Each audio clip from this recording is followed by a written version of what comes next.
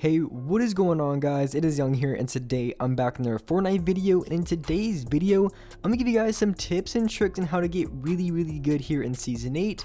I'm going to be covering in this video a few things that I think are really important when it comes to just getting better at Fortnite, and as well just making sure you're able to win more gunfights. And before we get into the video, I have a V-Buck giveaway. I'm going to be giving away V-Bucks at 125,000 subscribers. So if you want to enter that giveaway, all you have to do is to drop a like on this video. Make sure you guys subscribe to the channel if you haven't already. Turn on my notifications, and as well leave a comment down below of your Xbox gamer tag, PSN gamer tag, or Epic account. And I will be picking the winners of this giveaway as soon as I hit 125,000 subscribers. So make sure you guys subscribe if you haven't already. And as well, if you guys want to add me and support me as a creator in the item shop, all you have to do is go over to the item shop, go down to support a creator, type in my code is Young Humor, and you guys will have me added and supported as a creator. I really do appreciate everyone who does. And alright guys, let's get right to the video. Alright, so in this video, like I said, I'm going to be covering a few things I think are very important when it comes to improving here in Fortnite for Season 8. And as well, as you guys can tell from my thumbnail, I ended up dropping 24 kills in this game, which is actually surprising that you guys are seeing me here in a squad game, because I'm usually playing duos or maybe even solos. But one thing honestly in particular I just want to say real quick is I really like the trio game mode. I think I was able to drop like 2 or 3 20 bombs while playing it. I thought it was a really fun game mode, and I kind of wish that they actually had it in like the normal kind of modes. Then it wasn't just like an LTM. I really did like trios. I thought it was a lot of fun, and I was able to drop a lot of kills while playing it, and I just feel like more people were staying alive. And I think that's one of the things that you just need if you want to be able to drop a lot of high kill games consistently. You just have to have good lobbies where people just aren't dying, and I feel like trios is that really good balance in between squads and duos, because I feel like in duos it can be a little bit harder to drop more high kill games, but at the same time I feel like I have a lot more shield. And then squads, I feel like sometimes it could just be way too much. I just have way too many people spraying at me. Finding shields and all that can be kind of challenging. So I wish they would bring trios back as an actual game mode. And so with that being said, first I want to start in this video. There's a few things that you guys need to know, and basically a few really good tips that I can give you guys that I think is going to help you improve a lot when it comes to just staying alive longer. And so the first thing, or first tip that I can give you guys when it comes to, you know, staying alive longer and just being able to be a lot better here in Season 8 is something that I would like to call over peeking. And that means just peeking too much over your ramp, and that can really happen at any time. It could be in the middle of a gunfight, or as well if you're not really paying attention, you might be peeking a little bit too much to the left or right of your builds, and just allows other people to get shots on you. And there's a few different ways you can go about this and preventing, you know, yourself from over peeking and just getting absolutely lazy when you're not expecting it. And so the first thing that a lot of times that used to happen to me a ton, it really doesn't happen to me too much anymore, is getting sniped from peeking over too much on my builds. And one really good way to just kind of combat this is something that I used to do a ton, pretty much every single time that I go into a longer range gunfight against another player. Every single time that you go into that gunfight, they're going to expect you to peek over the top of your ramp, because let's be honest, if you place a ramp, they're going to expect you to peek over the top every single time. And for me, I almost never peek over the top of my ramp, because that's just a sure way to get headshotted and a sure way for a sniper to shoot at you. Instead, pretty much I would say 90% of the times I'm going to peek over the right hand side of my ramp.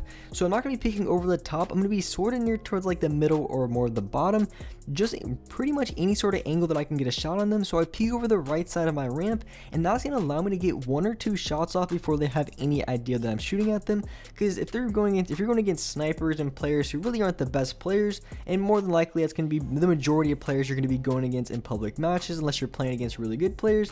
But at the same time, I'm going to be using against good players, or as well bad players, anybody that I'm going against.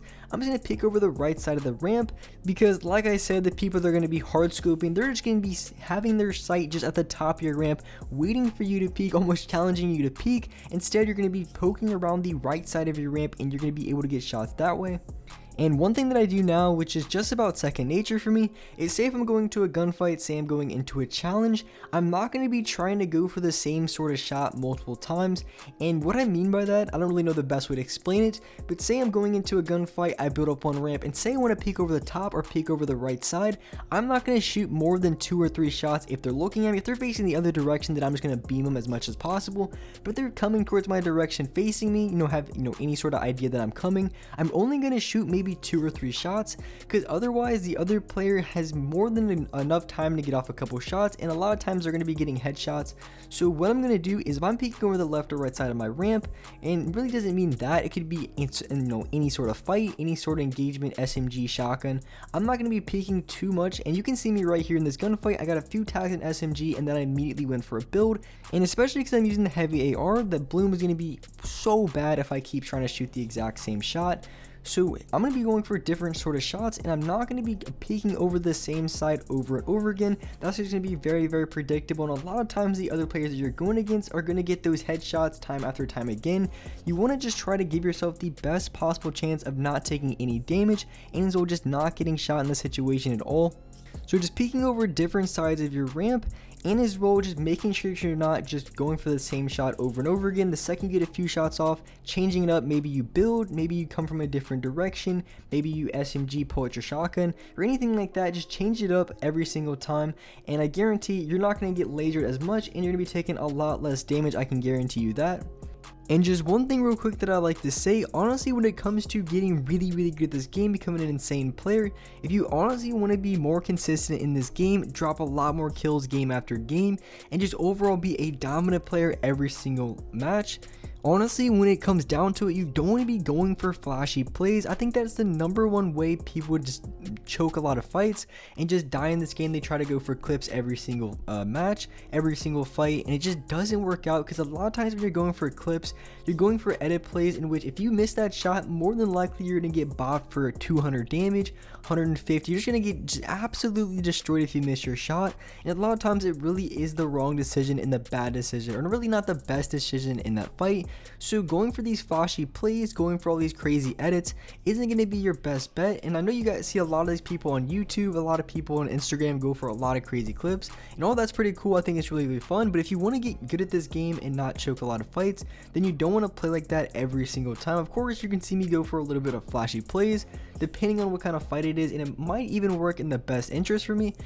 But the majority of my gunfights, I'm going to be going for pretty much the best possible play that I can, in which that's more than likely going to win me that gunfight. I'm not going to be going for a crazy edit, go for some flashy quickscope, nothing like that. I'm just going to go for what I think is going to be the best spot, and sometimes it could be a little bit flashy depending on what I go for, but the majority of times I'm really just trying to go for the kill, put myself in the best possible position to win that fight, and that's how I'm able to drop a lot of high kill games consistently and not really look like a crazy insane kind of player. And one thing that I mentioned in previous videos that I feel like people aren't taking complete advantage of is using launch pads to go for high ground, and this is really effective for a lot of ways. Most people only use launch pads when it comes to rotating to the next zone or just trying to run away from a team, but using launch pads right here to get high ground does provide very useful, especially in a time like now where mats isn't the highest, because when there's not a lot of mats going around, it's going to be very difficult to go for high ground without losing 200-300, maybe even 400 plus materials. So that does save you a ton of materials just by using one of the launch pads, and a lot of times in the end game you're going to have 2 or 3 launch pads. In this game I think I only had like 1, but usually you're going to have more than one launch pad, so just using one really isn't going to cost you too much, and as well it's going to save you a ton of much needed mats. Otherwise you're going to get really screwed over going into that fight only having 300 or 400 mats, because you burn through like 400 from the other team just constantly spraying at you with either their AR, SMGs, or Splodes. And as you can see in this fight, I did slow it down a little bit. I was playing really aggressive. I made a lot of them low, but since there were still like 3 people alive and they weren't challenging me, they were getting revived or just popping off heals or whatever, I decided to screw it. I'm gonna get my med kit off and then go for the challenges. So I kill the first player, and the remaining 2 players from this team are gonna be down below. So I see them over here in the box. I think they were getting off minis, getting off heals or something. So I get one tag on the other guy for 38. He had no shield. His teammate comes around. I'm gonna get the knock on his teammate, meaning that this guy, pretty much every single time that you get a knock on their player, that their teammate is going to be coming out immediately going for that challenge, and that's exactly what happened there.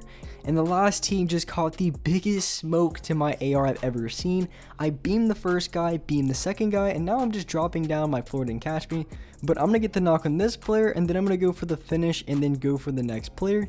And after going to the fight, initially I knew these players weren't going to be the best kind of players, so I didn't have to go for too fancy of a shot, too fancy of anything. Was able to get the second knock on that player, got a shot on him, so he should be bleeding out pretty soon. And the last player is going to be on top. I see he's only connected to one ramp. I'm going to shoot at that ramp, which is going to cause him to fall, and then I'm going to beam him on the way down and go for the finish. And with that being said, that's what for this video. Hope you guys enjoyed this video, hope you guys liked it, and if you could, drop a like on this video, make sure you guys subscribe to the channel, and as well turn on my notifications. And alright guys, I'll see you next video.